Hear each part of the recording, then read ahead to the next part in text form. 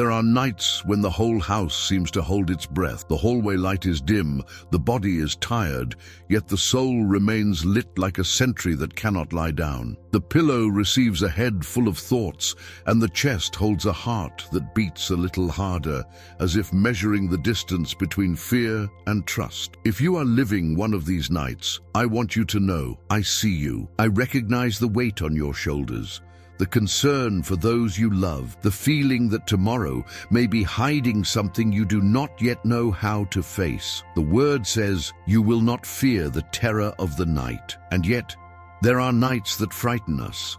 That is why we are here, to learn little by little, to dwell in the shelter of the Most High and breathe again. Perhaps your mind is racing. The body reads the signals and enters a state of watchfulness. Science calls it hypervigilance. The soul calls it restlessness. When this happens, the nervous system looks for a quick exit, and the heart asks for a hand to hold yours. Psalm 91 is that outstretched hand, not as an amulet, but as a way. Who dwells is the one who decides to return, and return again, and return once more to the place where God is shelter and shadow. It is not a memorized text, it is an open house. And today, slowly, you will cross the threshold of that house. Through the senses, through your breathing, through prayer. Because the body also prays. Because faith is not an escape from reality. It is the courage to place your feet on the ground with heaven above your head. There is a silent man who understands the night. He received messages in dreams, had to rise in haste, protect those entrusted to him, and walk roads that were not in his plan. St. Joseph knows the map of the night and the delicacy of each step when the heart must choose between panic and obedience. He did not block the night. He went through the night. He did not argue with God, he trusted God. And this is why we call on him today to walk with us. St. Joseph, silent guardian, intercede for us. May your fatherly presence help us trade the inner noise for an inhabited silence, the repeated fear for a learned trust, the tightening anxiety for a hope that takes root. As you listen to me, notice the body you inhabit. Feel your feet touching the ground, even if covered. Sense the temperature of the air, brushing the skin of your face. Observe the gravity that sustains you. Bring your hand to your chest and notice the rhythm of your breathing. Inhale to a count of 4, hold for 4, exhale for 6. Do it once more, and once more again. This is not a technique to control God. It is a gesture to tell your body that it is safe, that your soul is not alone, that your mind may rest because there is a lap where the weight can lean. Neuroscience teaches us that this is how the amygdala settles, how the cortex returns to command, how the storm lowers its volume. The spiritual tradition teaches us that this is how the heart listens. And Psalm 91 reminds us that when the shadow of night grows, there is a greater shadow that surrounds and protects. Perhaps you are asking, what if I fall?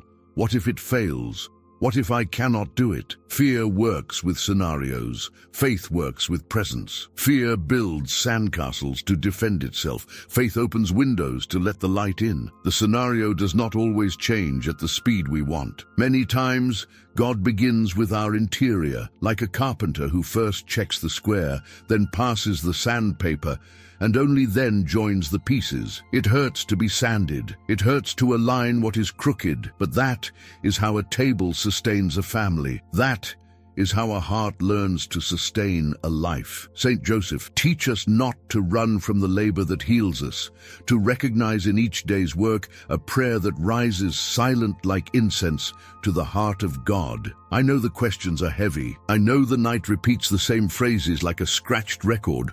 What if I lose? What if I fail? What if I am not enough? Today we will offer that record a new track. We will repeat with gentleness and firmness what God has repeated from the beginning. I am your shelter. I am your shadow. Trust. And when your mind tries to return to the old refrain, you will answer with meekness. I know you want to protect me, but now I choose to trust. Repetition heals.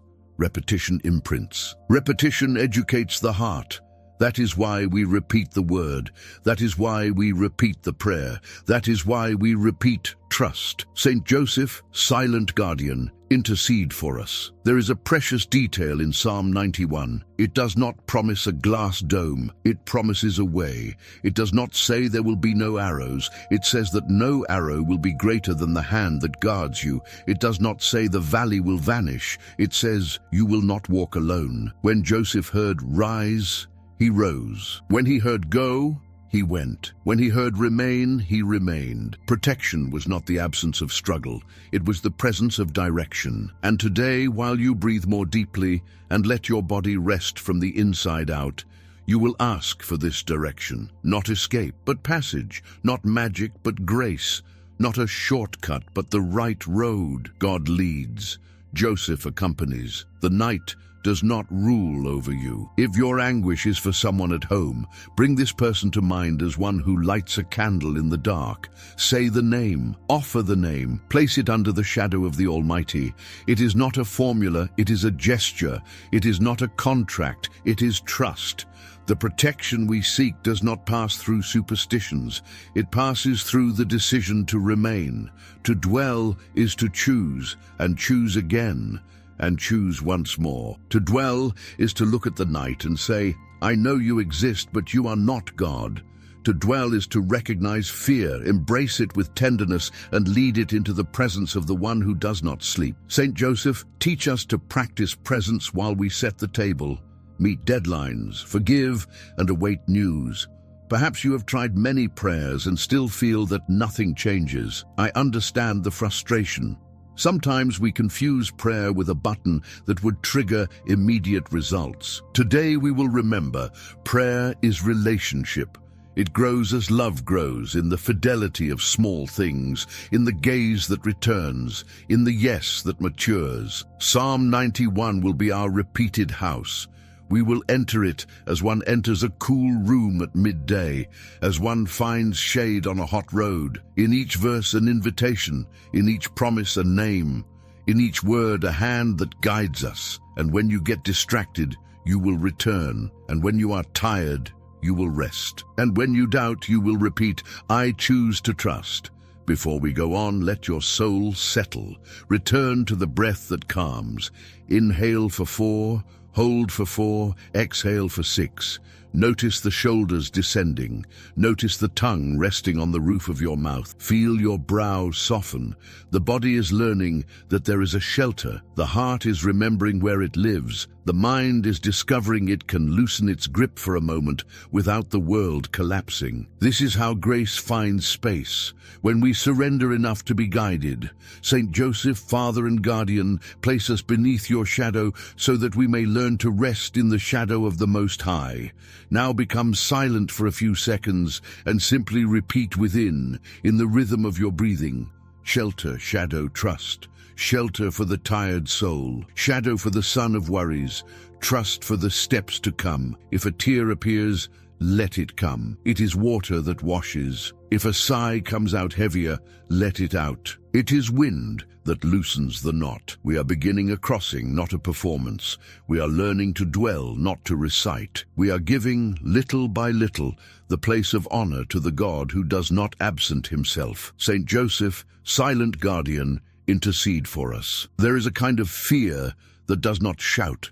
It tightens slowly like a hand closing around the throat of your peace, and it often arrives at night when the light is low and the house falls quiet, when those you love are sleeping and your mind patrols the corridors as if danger were hiding behind every door. You know this fear by the way your shoulders lift and forget how to descend, by the way your stomach anticipates bad news, by the way your thoughts say again and again that you must be strong for everyone while inside you feel small and helpless. This is the fear that silences faith, not because faith is absent, but because fear sits on its voice. Psalm 91 places a gentle palm on that throat and whispers, "You will not fear the terror of the night," not as a scolding, but as a benediction, a promise wrapped in presence. and presence is what fear cannot imitate. Sometimes the mind goes searching for catastrophe like a lighthouse, searching for a storm that may not come, and the body follows like a loyal servant, heart accelerating, breath shortening, muscles preparing for what never arrives. Neuroscience names the alarm: amygdala lit, vagus nerve tensed, cortisol turning minutes into hours. Yet naming is not enough when your child's name, or your spouse's name, or your parents' names throb softly at the edge of every thought. Love makes you vigilant. Love can also make you afraid. In this place, Psalm 91 is not a magic door you run through to escape reality. It is a roof under which you stand while reality reigns, a beam strong enough to hold the weight of what you do not control. When the verse says, "Who dwells?" it is sketching a floor plan for the soul, teaching the heart to return and return again, until returning becomes a way of being. There is a man in the gospel who understood this curriculum of returning. Joseph did not have ease. He had guidance. He did not have guarantees. He had a word. Dreams visited his sleep, not as fantasies but as assignments. And each time he woke, he carried the mission like a sleeping child in his arms, careful, steady, present. He crossed borders at night, he changed addresses without warning, he made a life in exile with hands that knew wood and prayer. He did not demand that God redraw the night, he asked for a lamp for the next step, and then he took that step. This is why we can whisper, even now, not as superstition, but as family speech. St. Joseph, silent guardian, intercede for us. Say it softly, as one who knows the door is open. Say it firmly, as one who remembers that trust is not naivety, but obedience. When fear wraps itself around your family, it reaches for the oldest instinct, to control everything, to foresee everything, to carry everyone. But control is a thin rope. It burns the hands. It breaks at the wrong time. Providence is different. It is a wider cord, braided with God's wisdom and God's timing, and it does not snap under the weight you cannot calculate. The spiritual life does not deny your vigilance. It baptizes it. It takes your concern and teaches it to become care. It takes your anxiety and teaches it to become attention. It takes your helplessness and teaches it to become surrender that is not defeat, but alignment. Under this alignment, the nervous system finds a different rhythm. The breath lengthens, the heart learns a lower register, the mind loosens its grip on worst-case scenarios and puts its hands where they can hold, the present moment where God is not absent. You will not fear the terror of the night. The verse does not erase the night. It speaks to you inside the night. The terror is real. The promise is greater. The promise is not that arrows cease to fly, but that the archer is not indifferent. The promise is not that shadows vanish, but that beneath the shadow of the Almighty, lesser shadows cannot claim your name. Your name is spoken elsewhere by a Father who keeps watch. Joseph echoes this watchfulness without noise. He's the kind of man who moves a family across a continent with more listening than speaking, more doing than explaining, more fidelity than spectacle. In his school, protection is not a shield made of panic. It is a path made of prompt obedience. If you are carrying the image of someone you love, someone ill, someone far, someone in trouble, place that image where it belongs, not in the mouth of fear, but under the shelter that Psalm 91 opens like a door no lock can mend shut. Imagine a humble workshop in Nazareth, where wood smells like morning and the sound of a plane against the grain is steady and calm. Imagine a child sleeping while a father works and a mother prays, and notice how the air itself seems to say, "It is safe to breathe here." This is not nostalgia. It is theology lived in ordinary time. The Holy Family is not a painting outside your life. It is a pattern offered within your life. And patterns have a way of changing what they touch, quietly, persistently, like grace. There will be nights when nothing outside you changes, And still, you will know that something inside you has shifted by 1 degree. The fear that once stood at the center has moved to the edge. The edge that was jagged has been gently sanded. The silence that once felt empty now feels inhabited. This is the slow miracle of dwelling. It rarely makes headlines, but it makes a home. It rarely removes every danger, but it removes the dictatorship of dread. And in that freedom, even if your hands tremble, you find you can hold the day that is given.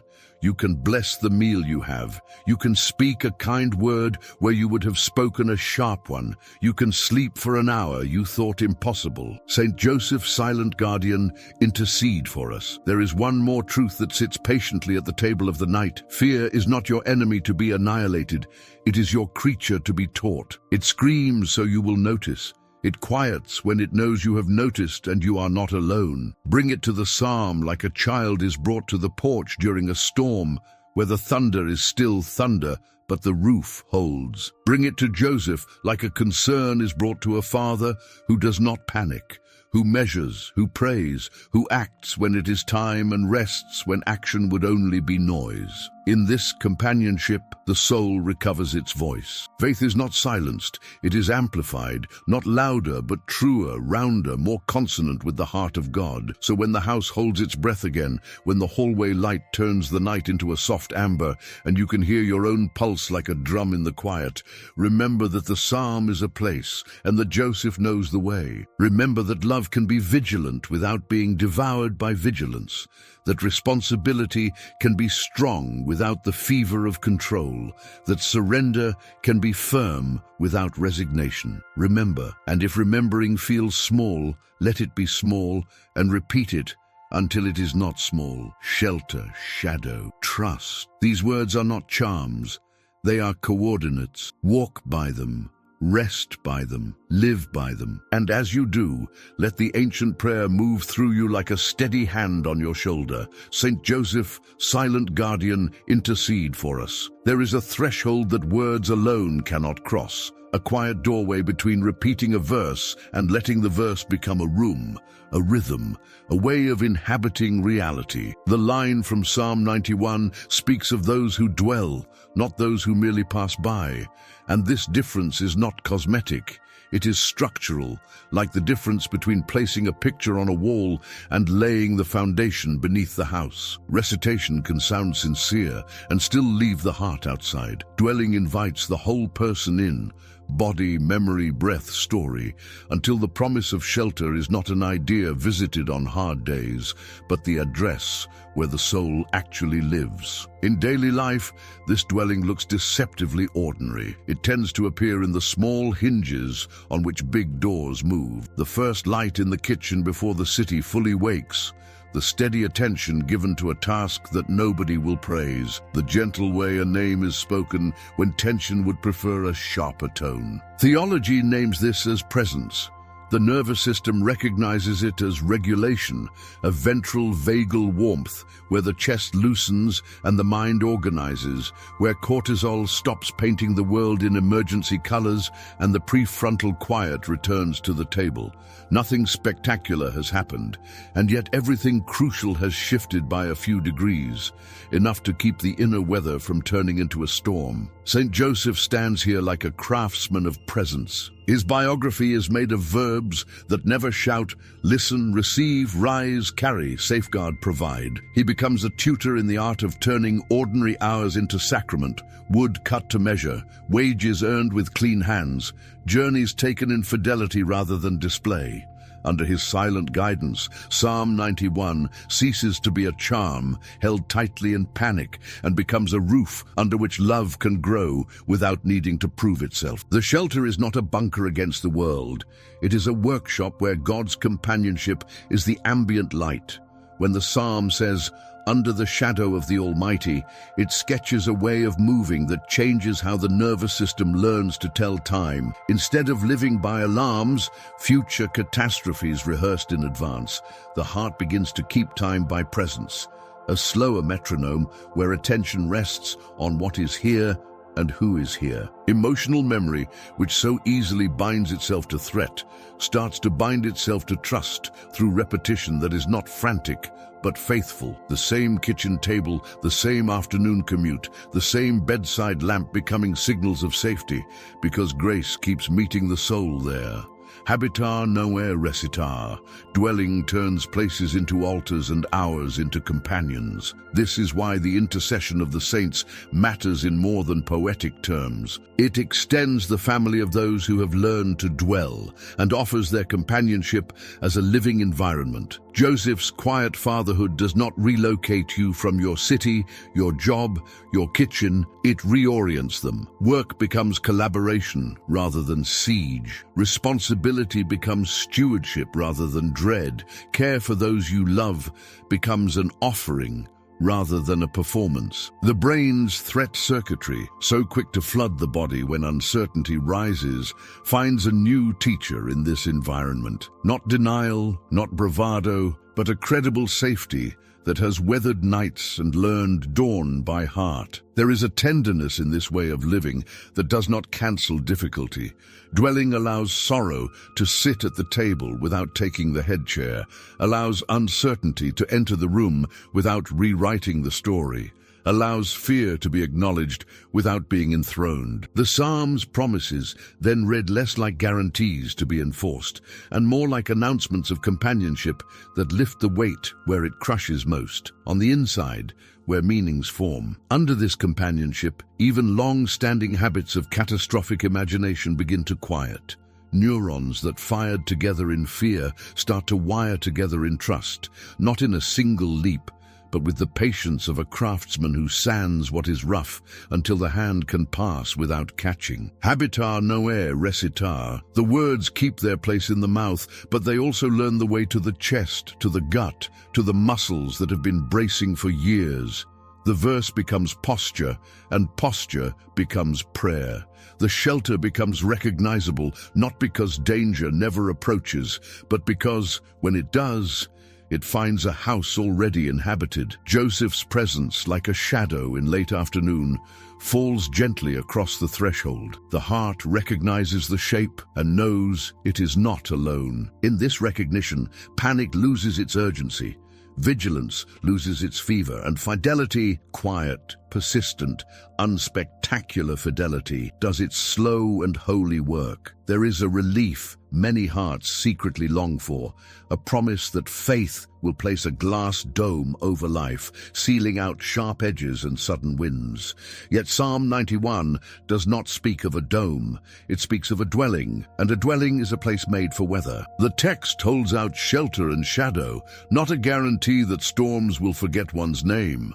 Under this promise, protection changes its meaning. It becomes less about being spared and more about being sustained, less about controlling outcomes and more about receiving direction within them. Superstition reaches for control. Trust receives companionship, and companionship is the deeper safety because it does not evaporate when circumstances refuse to behave. The life of Joseph is a study in this paradox. The night did not skip his house. The night asked him to move through it. A warning came in a dream. A road opened into exile. A family crossed borders with more obedience than explanation. Nothing in this story resembles a charm. Everything in it resembles a compass. The mercy given to him was not the removal of danger. It was guidance precise enough for the next step. Rise, go, remain, return. Under such verbs, fear loses its tyranny even when risk remains. The hand that leads does not promise a path without thorns. It promises a path that is real, traversable, and lit enough for faith to keep pace. When hearts treat sacred words like talismans, anxiety learns to bargain with heaven. The prayer becomes a lever, the verse becomes a spell, and disappointment grows where awe should have taken root. The psalm does not consent to this transaction. It speaks the language of relationship. Who dwells, who trusts, who says that the Lord is refuge. Relationship is slower than magic and stronger than panic. It retrains the inner world to seek orientation rather than control. The nervous system, so easily whipped into vigilance by unanswerable futures, finds credible safety in this orientation. Heart rate lowers, breath lengthens without being commanded, and thought regains the clarity to choose fidelity over frantic strategies that only multiply exhaustion. Protection, then, begins to look like companionship that walks beside the vulnerable rather than a fortress that isolates them. It looks like wisdom that redirects the step before a cliff, like providence that opens a door when one more night in the same place would crush the spirit, like courage that holds steady when the only way out is through. It looks like the presence that keeps watch while others sleep, the fatherly quiet that Joseph carried into every threshold, the maternal steadfastness Mary breathed into each ordinary hour. None of this abolishes struggle. All of it abolishes abandonment. The soul comes to know that being guided is greater than being immune.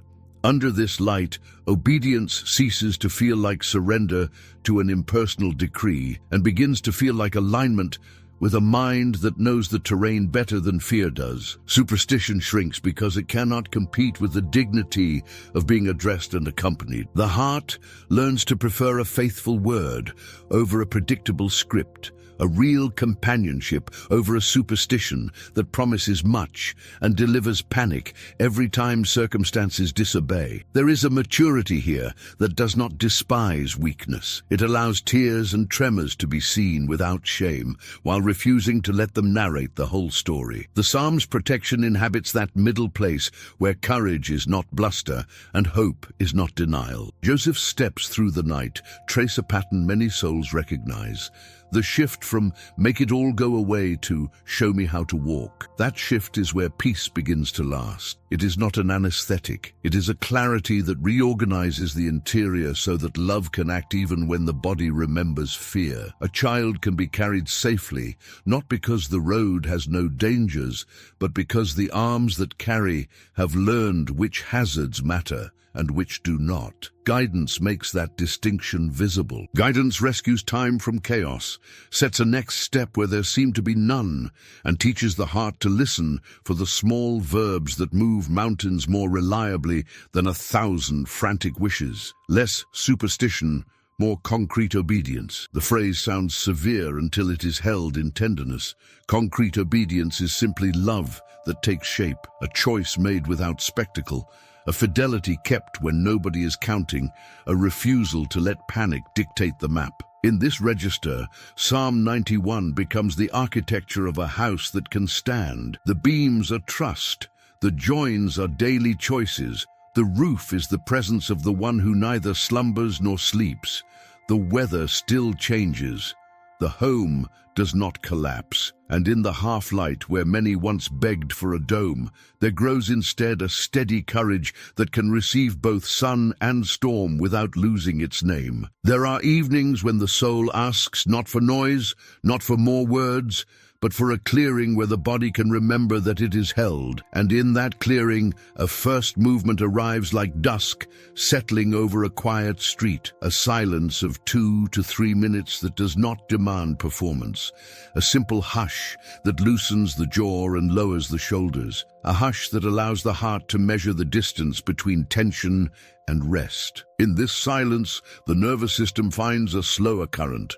Breath lengthens on its own, the chest softens by degrees, and the mind discovers there is space enough to place each thought on the table without crowding. Joseph's fatherly presence seems to take a seat at this same table, unhurried, watchful, ordinary, and the room learns a calmer grammar. Nothing spectacular is required. The quiet itself becomes a form of care. From that quiet, a second movement rises with the steadiness of a lamp turned low, a lectio of Psalm 91 that moves slowly, like a finger tracing the grain of wood, pausing where the light catches certain words, shelter, shadow, trust, until they warm the hands that hold them. The text is not a key that forces a door. It is the doorframe through which the soul passes, one line at a time, returning to phrases that have learned your name. The brain's threat signals, so quick to flood, begin to recalibrate under this cadence.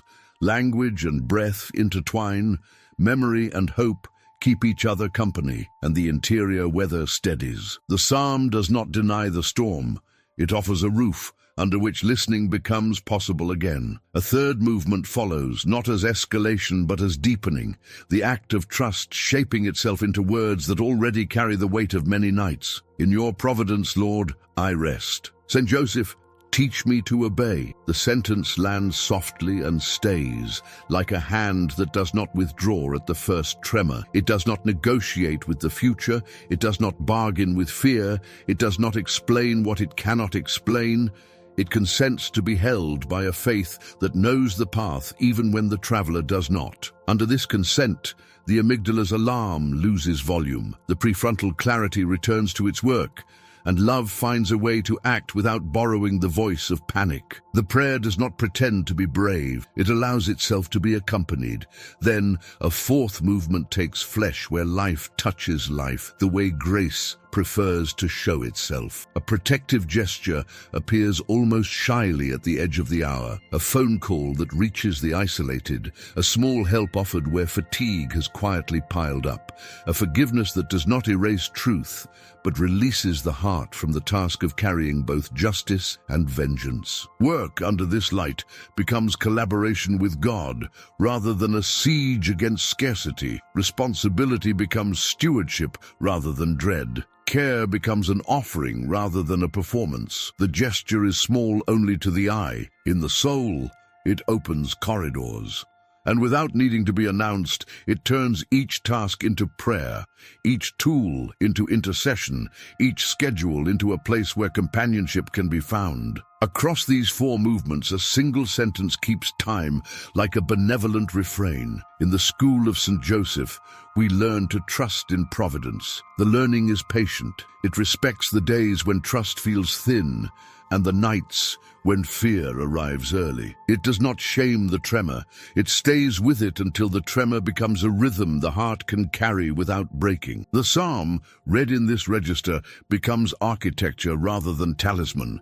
Beams of shelter, rooms of shadow, windows of trust opening where the air had grown stale. Protection ceases to sound like a dome and begins to feel like a home. The body notices this shift first. Shoulders descend by a small margin that matters. The gaze softens enough to see faces rather than threats. The breath remembers its length, and with that length a gentler attention returns to the present. This table, this task, this name spoken without haste. Emotional memory, which once looped through catastrophe, begins to braid itself with moments of credible safety until trust is not a theory, but a texture. Joseph's quiet companionship, more atmosphere than speech, holds the frame while grace does its slow work. In this way, the night keeps its place without dictating the story. Silence is no longer emptiness, it is a threshold.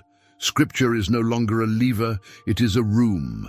Trust is no longer a slogan, it is a posture the soul can inhabit even when the wind rises. And as these four movements find their rhythm, the heart discovers that peace at night is not the absence of weather, but the presence of someone who does not abandon the house. St. Joseph, silent guardian, remain near. Under your shadow, the steps do not hurry, the burdens do not shout, and each small fidelity becomes strong enough to hold the dawn when it comes. There is a workshop within where the soul learns its shape. The air carries the quiet scent of wood, and time moves by the rhythm of careful hands. On the bench, two tools tell a story, the square and the sandpaper. The square does not shout, it whispers alignment, checking angles the eye would prefer to overlook, inviting truth to stand straight where habit has drifted. The sandpaper does not bruise, it sings in low tones, moving with patience until roughness gives way to touch. Providence and silence work like these instruments, one measuring, one softening, so that what bears the weight of love will not splinter when asked to serve. Every heart carries edges formed by survival, quick conclusions meant to keep harm at bay, rigid habits that once protected and now confine. Under Providence, the square rests against these angles without accusation. It reveals where control has overreached, where fear has warped the grain, where hurry has bent what was meant to bear. Neuroscience traces a parallel map. Networks wired by threat can be rewired by safety, not in a surge, but in the slow fidelity of repeated presence. The sanding of grace resembles this gradual work. Friction at first, warmth after, a surface that begins to welcome hands rather than resist them. Silence is the medium of this change. Not emptiness, but the space where a deeper story can pass unhindered. The shadow of the Almighty falls across this interior workshop the way late light falls across a craftsman's table. Under that shadow, lesser shadows lose their command. The language of the psalm becomes tangible. Shelter is no longer a metaphor, but a roof that holds. Shadow is no longer a picture, but a place where the harshness of noon relents. Joseph's fatherhood appears in the same scene without fanfare. He keeps watch with the steadiness of one who has learned the tools by heart, whose care is exact without being harsh, whose decisions are square not because he loves rules, but because he loves those who rest upon the work. There are days when the square feels like judgment and the sandpaper like loss, yet the fruit of their patient use is gentleness that does not break under weight. Alignment brings integrity. Smoothing brings approachability. The nervous system recognizes this as credible safety. The chest opens an extra measure. The breath remembers its length. The mind no longer scans for threat in every corner. Emotional memory, once glued to catastrophe, takes a new imprint under this companionship. The heart finds it can hold both sorrow and gratitude without tearing, that it can welcome complexity without forfeiting peace. Wood that once snagged the hand becomes a table where others can eat. Under this light, control loosens its hard grip. It yields not to chaos, but to trust measured by providence. Decisions learn to be squared by faith rather than by fear's ruler. And the result is not fragility but strength that does not need to pretend. The Psalms' promises fit this frame, not the erasure of weather, but the endurance of a house made to stand in it. The same hands that sand do not rush. They return, they attend, they honor the grain set there by the Maker. Spiritual history and emotional science nod to each other in this room, agreeing that durable change prefers cadence over spectacle. The workshop within is not isolation. It hums alongside kitchens and offices, hospital corridors and classrooms, commutes and bedtime lamps. In such places, the tools keep their quiet work. Words grow kinder at the edges. Choices arrive with less noise. The face softens where it used to brace. Providence becomes the measure. Silence becomes the finish, and without announcements, love carries more weight than before, because the boards have been trued and the surfaces made ready for touch.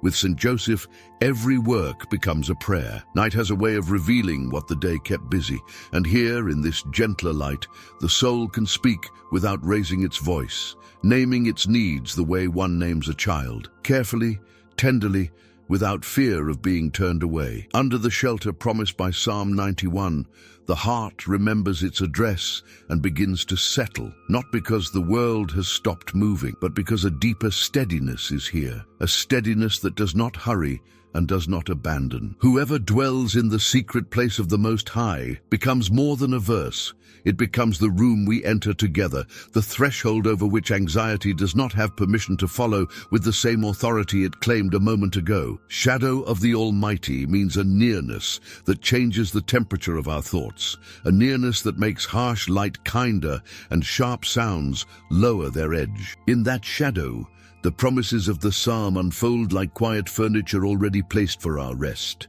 Refuge that does not collapse, wings that cover without smothering, faithfulness that holds like a shield, fitting the arm it was made for. You will not fear the terror of the night does not deny that terror visits. It means terror does not take the head chair at this table, not while the one who keeps watch speaks our name with the familiarity of love. There is a tenderness in the image of being covered by feathers, held beneath wings that know our shape. The language is earthly and holy, and in this language the body finds permission to loosen, shoulders easing by small degrees, breath finding a longer path than panic allows, hands remembering they do not have to grip every outcome to protect what is precious. He will cover you, says the word, and the covering is not a hiding place for denial.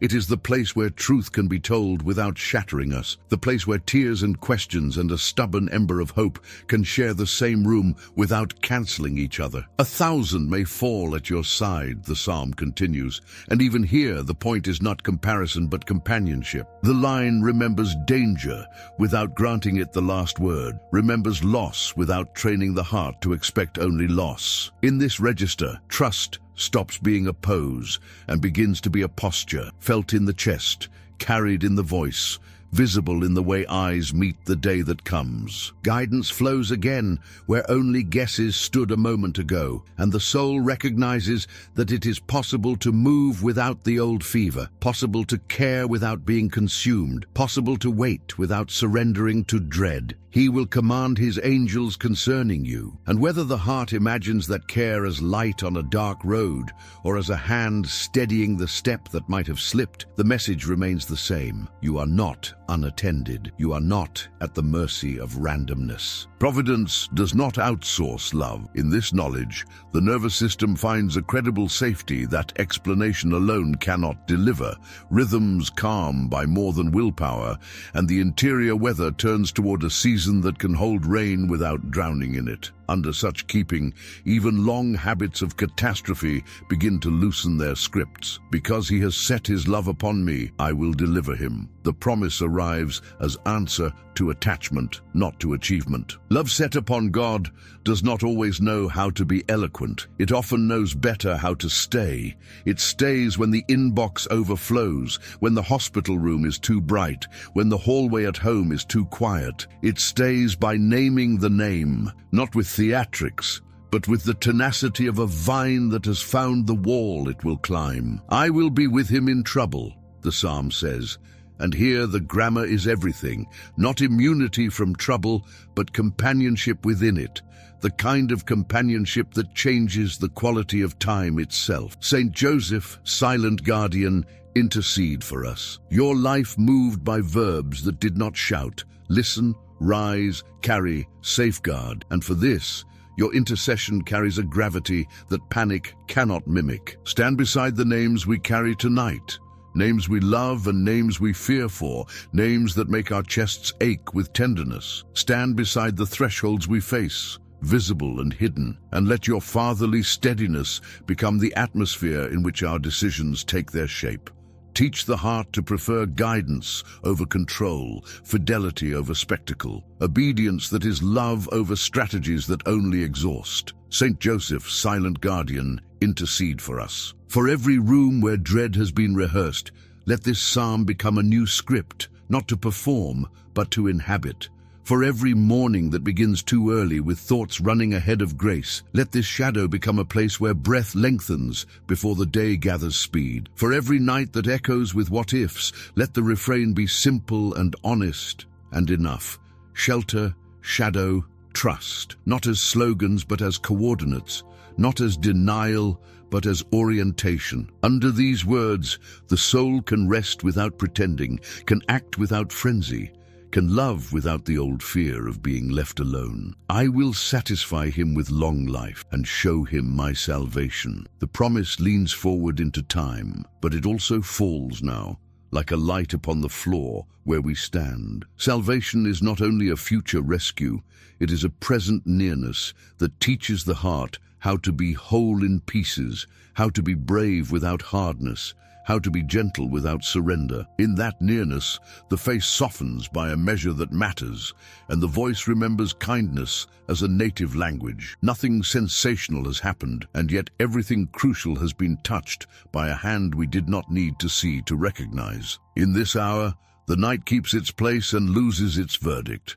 The psalm keeps its promise and deepens its meaning. The Father keeps watch, not as a distant inspector, but as the one whose joy is to keep. St. Joseph keeps company, not as an intruder, but as kin, and the heart, which has learned many ways to brace, begins to learn a better way to stand, aligned and softened, measured and merciful, strong enough to carry love without cracking under its weight. St. Joseph, silent guardian, intercede for us. Under the shadow of the Almighty we dwell. Under the shadow of the Almighty we learn peace that lasts. Under the shadow of the Almighty we rest.